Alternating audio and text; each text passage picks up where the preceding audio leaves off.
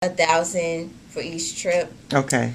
And what I found was that in these like third world countries, I stayed in the country because I was hiking through the forest. They live, in my opinion, a lot better than we do. Their government pays for water, and that was one of the biggest things that, like, when my group went, we couldn't understand because we would turn off the faucet and they would yell at us for turning it off. Really? Yeah, they keep it running all day and night. Why?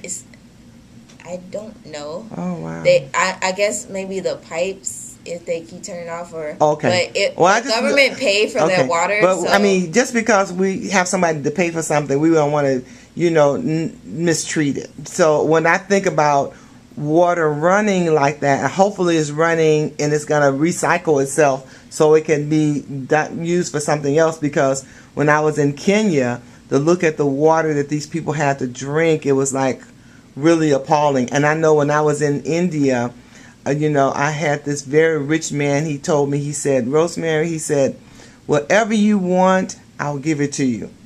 And the only thing, he said, just tell me what it is. And the only thing that I could think about, I want a nice cold glass of water, because I couldn't drink the water there because, it had to be boiled and all that kind of stuff. So I don't take advantage of anything that the earth gives us, so that's the whole point about that.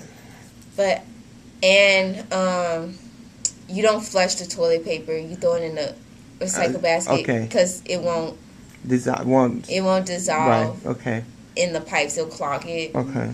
And so I don't know. It's just that they have the most beautiful views.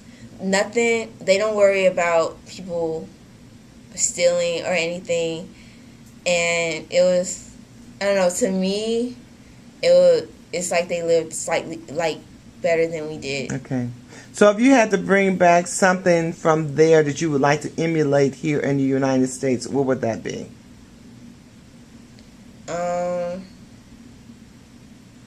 I don't know. I guess it would probably be like the community.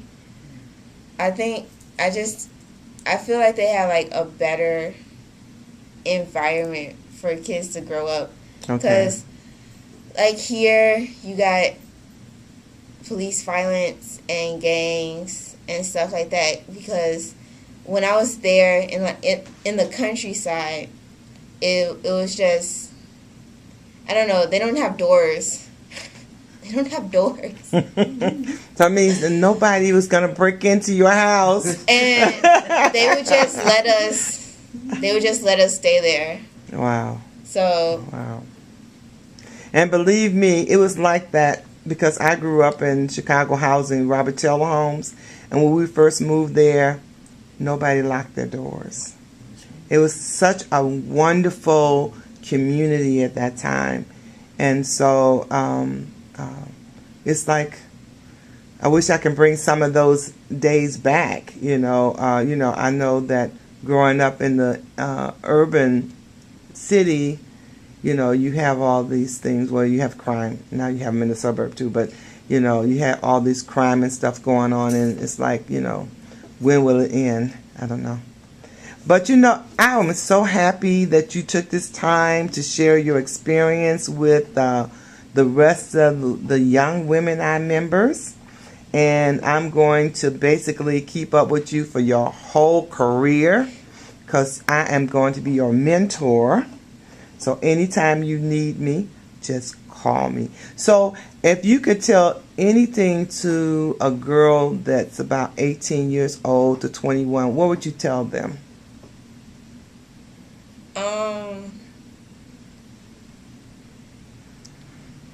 Probably to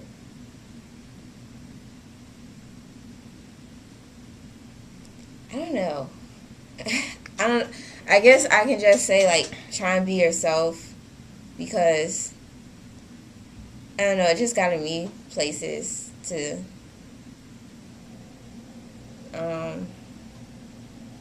believe in yourself. What about believing yourself? Yeah.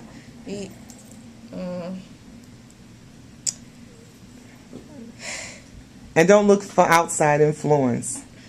Because a lot of us get kind of tangled up because we like looking for somebody over there to tell us what we should be doing as opposed to our inner spirit, because you showed all that in your art. You show all of that when you have that connection to earth, and that, things coming out, like the girl with the tear with the coming up from the flower. Right. Yeah. So that takes a lot. It takes a lot from your, that you give back. So, thank you. You're welcome. All righty.